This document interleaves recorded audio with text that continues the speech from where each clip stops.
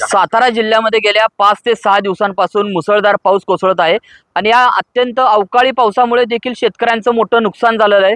प्रामुख्याने बघायला गेलं तर फलटण तालुक्यातील जी सस्तेवाडी आहे त्यातील वाबळे वस्ती आहे, त्या वाबळे वस्तीमध्ये बाणगंगा नदीला पूर आल्याने मोठ्या प्रमाणात घरांचं देखील नुकसान झालेलं आहे। घरामध्ये पाणी शिरल्याने देखील मोठं नुकसान झालेलं आहे।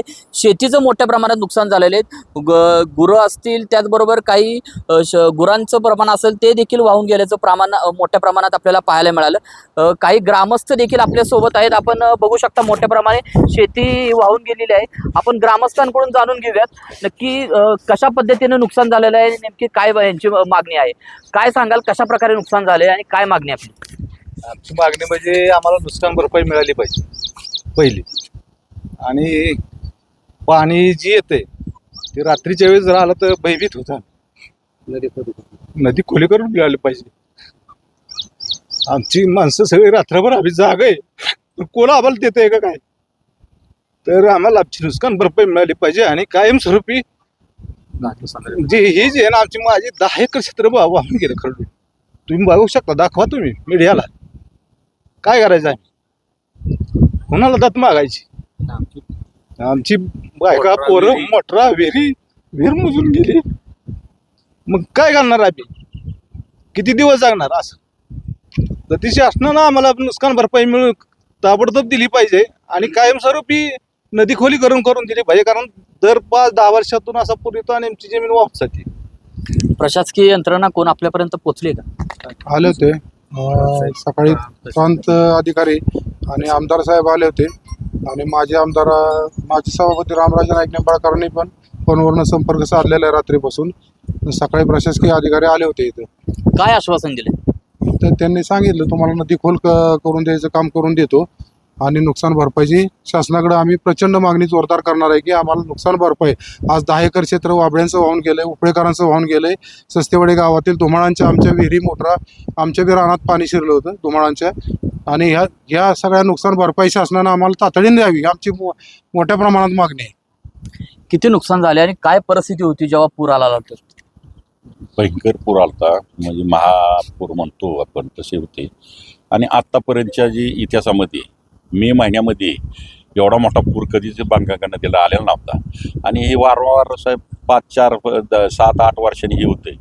कायमस्वरूपी ह्याच्यावर तोडगा निघाला पाहिजे, आणि कायमस्वरूपी जी तोडगा आम्ही जी म्हणतोय ते शासनाने ह्याच्यात लक्ष घालून आता जी वाहून जी लोकांची जी जमीन गेलेली आहे, कुणाच्या मोटरा गेलेल्या आहेत, कुणाचं काय, तर ऊसातून पाणी गेलेलं आहे, ऊसाचं नुकसान झालेलं आहे, तर त्याचं ताबडतोब पंचनामा करून लोकांना त्याची ती मदत मिळालीच पाहिजे।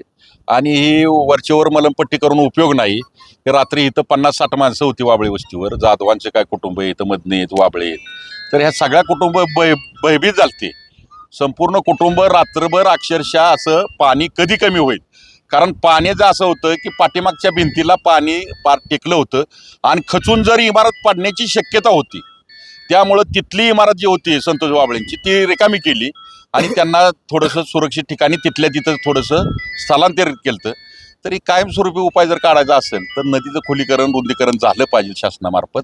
आणि आमची विनंती शासनाला की ही भेटी देऊन किंवा वरच्यावर ही करून ही होणार नाही, तर ह्याच्यात ह्यांनी ही लक्ष घालून त्याची आमची जी मागणी काय ग्रामस्थांची किंवा वाबळे वस्तीवली जी काय लोकांची, तर त्याची झालं पाहिजे, मागणी पूर्ण झाली पाहिजे। आपल्यासोबत या ग्रामपंचायतीचे सरपंच देखील आहेत। सरपंच, आपलं किती नुकसान झालेलं आहे आणि कशा पद्धतीने तुम्ही शासनाकडे मागणी करताय? नुकसान हे दर 4-5 वर्षांनी होतच। नदीला मोठा महापूर आल्यानंतर प्रत्येक वेळेस असं नुकसानाला सामोरं जायला लागतं। तर या अगोदर सुद्धा आम्ही प्रशासनाकडे माननीय प्रांताधिकारी यांच्याकडे तलाठीमार्फत प्रस्ताव सादर केलेला आहे की सदरची नदीची खोदाई करून मिळावी म्हणून, पण त्याच्याविषयी काय अजून तर काय तोडगा निघालेला नाही किंवा त्याविषयी काय म्हणजे आम्हाला म्हणजे तिथपर्यंत त्यांनी काय मदत केलेली नाही। तर आमची माझी ग्रामपंचायतीच्या माध्यमातून, सस्तेवाडी ग्रामपंचायतीच्या माध्यमातून सरपंच म्हणून किंवा ग्रामस्थ म्हणून एकच मागणी आहे की जी सस्तेवाडी हद्दीतून जी बाणगंगा नदी जाते त्याचे पूर्णपणे खोदाई करून रुंदीकरण करण्यात यावे. त्याच्यामुळं जी जमीन आणि नदीची लेवल एकच झालेली आहे, म्हणजे उंची. त्याच्यामुळं डायरेक्ट नदीला पाणी आल्यानंतर डायरेक्ट शेतात शिरतं आहे. तर ते नुकसान टाळलं जाईल आणि इतर आमचं पण शेतीचं खूप नुकसान होतं आहे, ते नुकसान होणार नाही.